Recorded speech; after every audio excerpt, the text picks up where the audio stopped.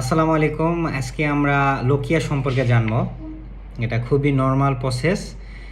যারা normal delivery বা vaginal delivery যেটাই বলেন বা সিজারিয়ান সেকশন বা সিজার যেই করুক তার কিন্তু 40 দিন পর্যন্ত এই ব্লিডিংটা হয়। এটা লোকিয়া বলা হয়। এটা নর্মাল প্রসেস। প্রথম 4 দিন একটু ব্লিডিং একটু লালচে হবে, দেন হলো আস্তে আস্তে কালারটা চেঞ্জ হয়ে আপনার লাইট কালারে চলে আসবে, তারপর পিঙ্কিশ কালার, ব্রাউন কালার চলে আসবে এবং আলটিমেটলি 6 উইকসে ওই রক্ত আর থাকবে না। এটা লোকিয়া হিসাবে ধরা হয়, নর্মালাইজড। বাট কোনো কারণে যদি 24 ঘন্টার মধ্যে কারো যদি নর্মাল ডেলিভারি হয় 500 ml অর্থাৎ হাফ লিটারের বেশি যদি রক্তক্ষরণ হয় বা সিজারিয়ান সেকশনে যদি 1 লিটারের বেশি তার রক্তক্ষরণ হয়, তাহলে কিন্তু এটা পোস্টপার্টাম হেমোরেজ হিসাবে আমরা ধরে নেব। যারা সিজার করে তারা অবশ্যই ক্লিনিকে থাকে, তারা তাড়াতাড়ি ট্রিটমেন্ট পাবে অবশ্যই। বাট যাদের ভয় আছে তাদের হলো ভ্যাজিনাল ডেলিভারি, নর্মাল ডেলিভারি, তারা এটা যদি ভালো করে না বোঝে তাহলে কিন্তু সেই রোগী হাইপোভলিমিক শকে যায়, অজ্ঞান হয়ে মারাও যাইতে পারে।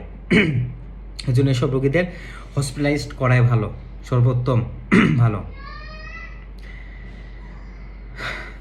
তো এটাই বলবো যে প্রথম 24 ঘন্টা খুবই খুবই ইম্পর্টেন্ট। সে নর্মাল ডেলিভারি হলো, ভ্যাজিনাল ডেলিভারি হলো বা পোস্টপার্টাম হেমারেজ বা তার সিজারিয়ান সেকশন সিজার করলো, যেটাই করুক, তার ফার্স্ট 24 ঘন্টা কিন্তু খুবই খুবই ইম্পর্টেন্ট। এই 24 ঘন্টায় তাকে যদি নার্সারিং অবজারভেশনে অর্থাৎ তাকে যদি আমরা পর্যবেক্ষণ করে রাখতে পারি, তাহলে কিন্তু সে বিপদ থেকে রক্ষা পাবে। ঠিক আছে? তো এটাই, কারো যদি এগুলো সমস্যা থাকে অতি দ্রুতই তাকে হসপিটালাইজড হইতে হবে, একটা ডাক্তার দেখায়। যদিও এটা ইমার্জেন্সি কেস, এটাও বলে রাখা ভালো বাংলাদেশে যে কোন কোন সময় ডাক্তার দেখায় আমি ভর্তি হব না মানে সরাসরি হাসপাতালে যাব। এমার্জেন্সিতে ডাক্তার দেখায় অর্থাৎ চেম্বারে যাই, সময় নষ্ট না করে অতি শীঘ্রই হসপিটালে যদি নিয়ে যান তৎক্ষণাৎ চিকিৎসা পাবেন, না হলেও একটু উপকার পাবেন। আর যদি চেম্বারে যান খুবই এমার্জেন্সি, আল্লাহ না করুক ওই রুগী যদি মৃত্যু শয্যায় চলে যায়, তখন কিন্তু সে ডাক্তার কখনোই হাত দিবে না। কারণ কি, হাত দিলে তো সে মানে চিকিৎসা করলেও সে মারা যাবে, না করলেও সে মারা যাবে। তো অবশ্যই সে ডাক্তার চাইবে যে সে চেম্বার এই রুগী যেন অতি শীঘ্রই অন্য জায়গায় রেফার করার জন্য, এইসব জন্যই সে রেফার করে বড় বড় মেডিকেলে, সদর হাসপাতালে। উপজেলার লেভেলে হলে তারা সদরে দেয়, সদরে হলে মেডিকেলে দেয়, মেডিকেলে হলে তারা স্পেশালিস্ট হসপিটালে দেয়। ঠিক আছে? এগুলো কারো দায়ভার নিতে চায় না। এই জন্য এমার্জেন্সি ট্রিটমেন্ট নেওয়া জরুরি, যেসব এমার্জেন্সি সমস্যা সম্মুখীন হয়ে থাকে। ঠিক আছে? এখন সাধারণ মানুষ তো এমার্জেন্সি বোঝে না কোনটা এমার্জেন্সি। তো সাধারণত এমার্জেন্সিতে মানুষ কি হয়, খুবই দুর্বল হয়ে যায়, মৃত্যু সজ্জায় কথা বলতে পারে না, শরীর দুর্বল হয়ে যায়। হ্যাঁ, যেমন হার্ট অ্যাটাক একটা এমার্জেন্সি কেস। দেন হলো অ্যাজমাও কিন্তু এমার্জেন্সি কেস, যখন তার বেশি শ্বাসকষ্ট হয়। ঠিক আছে?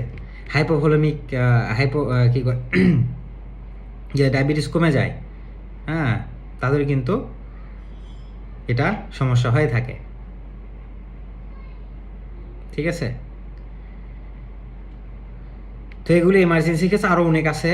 এটা বলা ডায়রিয়া, যেমন অ্যাকিউট ওয়াটারি ডায়রিয়া, শুধু পানি বের হচ্ছে, এটা কিন্তু একটা এমার্জেন্সি কেস। ঠিক আছে? বিভিন্ন কেস, অ্যাপেন্ডিসাইটিস, এটাও কিন্তু একটা এমার্জেন্সি কেস, হসপিটালে ভর্তি করে ট্রিটমেন্ট নিতে হয়।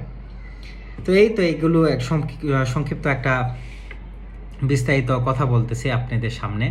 যে লোকিয়াটা কি, লোকিয়া এমন একটা জিনিস যে ব্লিডিংটা হয় 40 দিন। এটা খুবই নর্মাল ফিজিওলজি।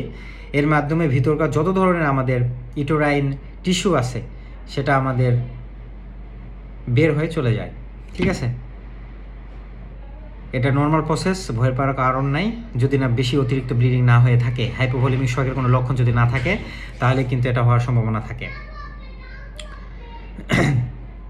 তো এটাই বলবো, লোকিয়া পোস্টপার্টাম হেমোরেজ কোনটা, এটা অবশ্যই একটা প্রফেশনাল ডাক্তার এটা ডায়াগনোসিস করবে। তো আপনি যদি বাসায় এটা নাও বোঝেন, একটা ক্লিনিকে বা একটা এমার্জেন্সি কেসে অর্থাৎ হাসপাতালে যায় এটা ডায়াগনোসিস করে ট্রিটমেন্ট নিতে হবে। ঠিক আছে?